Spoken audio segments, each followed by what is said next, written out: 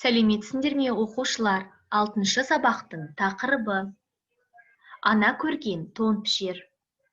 Жаңа сөздер: қасиет, качество, құдіретті күш, высшая сила, көрінбейтін, невидимая, мәселе, проблема, өнеге, пример.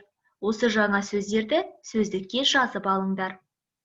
Оқылым тапсырмасы 7-ші тапсырма 12-ші бет. Жақшаның ішінен қажетті сөздерді таңдап, сөйлемдерді толықтырып оқы. Дескриптор сөйлемдерді дұрыс толықтырып оқиды. Мақалды орыс тіліне аудар. Әке көрген оқ жонар, шеше көрген тон пішер. Дескриптор мақалды орыс тіліне аударады. 10-шы тапсырма 13-ші бет. 5 жолды өлең құрастыр. Синквейн. Дескриптор 5 жолды өлең құрастырады. Осымен сабақ аяқталды. Сау болыңдар, оқушылар.